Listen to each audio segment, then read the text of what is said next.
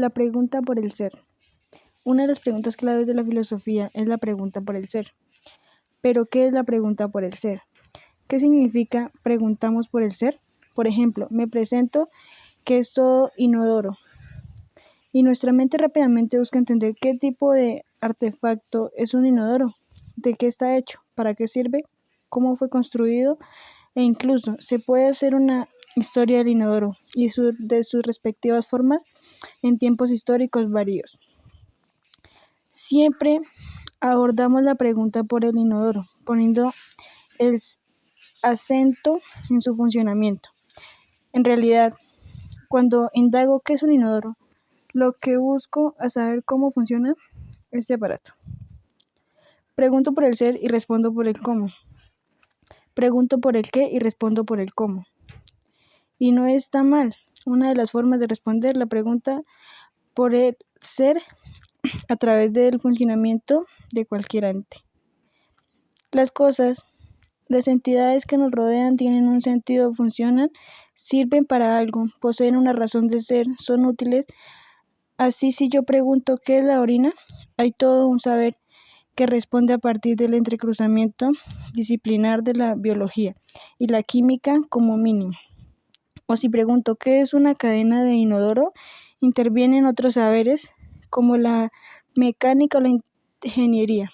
Pero en todos los casos entiendo la pregunta por el ser como una pregunta que busca incluir sentido a cualquier entidad en una red conceptual que la contenga.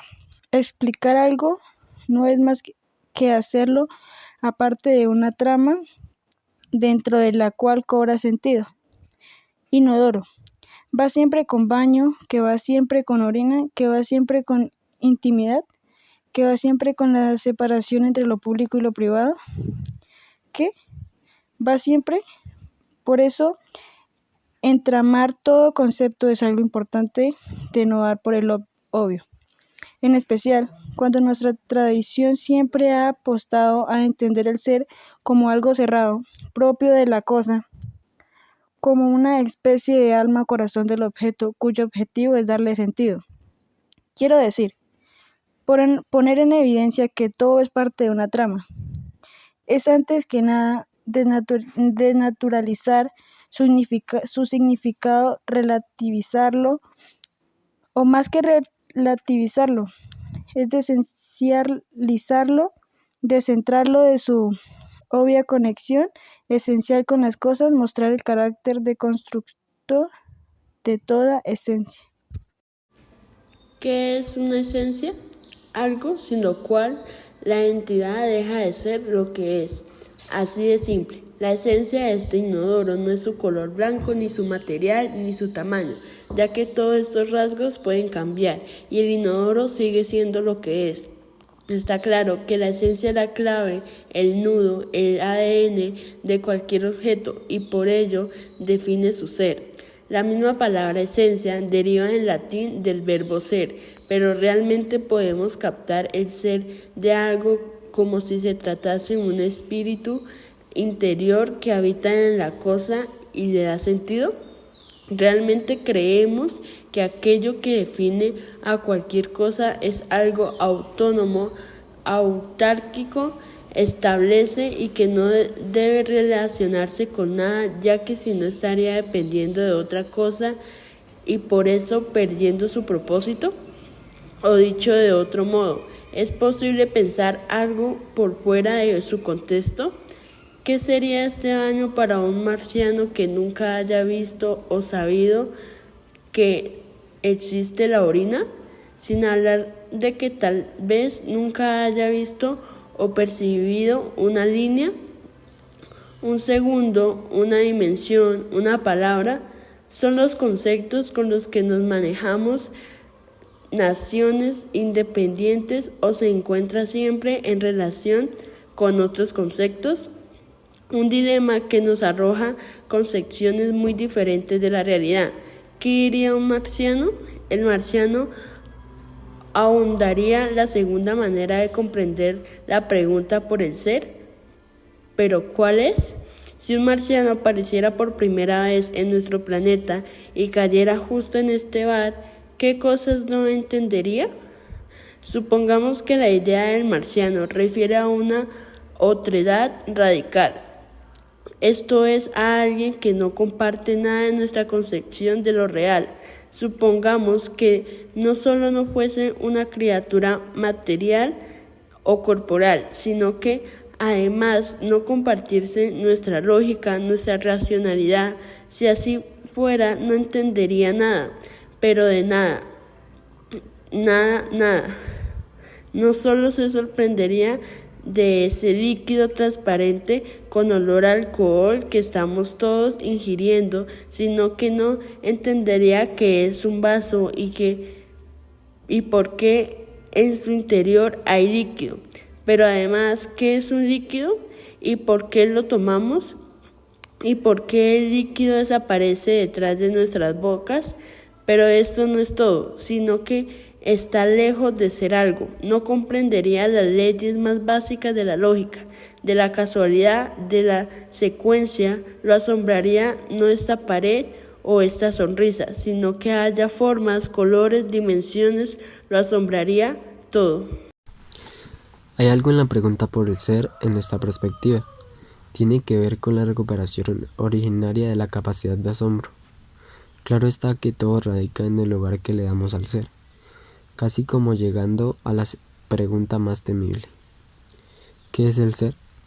La pregunta tautológica, la pregunta de todas las preguntas. Si el ser es el principio o el punto de llegada, que para el caso es lo mismo, el ser se vuelve el fundamento del funcionamiento de las cosas. Se lo piensa así como ser supremo, se lo piensa así como aquello que le da ser a todas las cosas. Y sin embargo, si aún concebimos a lo real como una escalera jerárquica, donde cada escalón superior fundamenta o da sentido al segundo escalón, y necesitamos entonces que haya un último escalón definitivo para que el universo todo nos cierre sin fisuras. Entonces, el ser se vuelve fundamento último cuya presencia explica por derivación el funcionamiento de todo lo que hay. El ser se vuelve la clave del orden. Pero si por el contrario entendemos al ser como un resto, esto es como la pregunta que se haría siempre el marciano que observa todo desde un lugar desacostumbrado y se anima a interpelar lo real. ¿Qué es la ginebra? Pero no quién la hace o de qué está hecha o qué tipo de alimento es o qué efectos genera en nuestro cuerpo, sino por qué hay ginebra. ¿Qué significa que la ginebra sea y que sea así y no de otro modo? ¿Y por qué da entre los posibles que se podría haber dado entre los líquidos?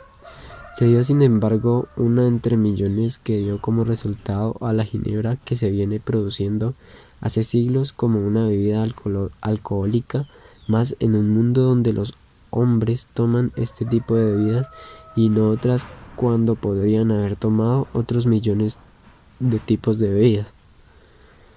O mejor, ¿qué resto queda una vez que dejamos de lado todo lo que hay dicho y explicado sobre la ginebra? De modo tal que si se nos ocurriese una nueva respuesta también pudiésemos seguir interrogándola con un nuevo ¿por qué? Un resto que nunca se constituye en algo porque siempre sobra.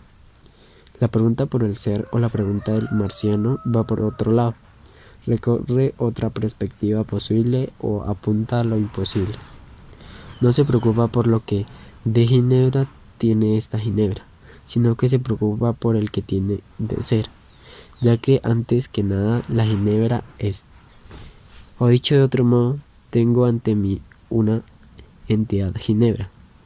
A la filosofía le interesa lo que tiene de entidad y no lo que tiene de ginebra. La ginebra es algo, lo que sea no importa, pero es algo. A la filosofía le interesa porque es algo y algo peor. ¿Por qué es? Me están mirando mal. El señor que me hablaba de la inflación le está susurrando a otros algo sobre mi persona. Me doy cuenta, pago y salgo. Me persiguen con las miradas. ¿Será así o me siento perseguido?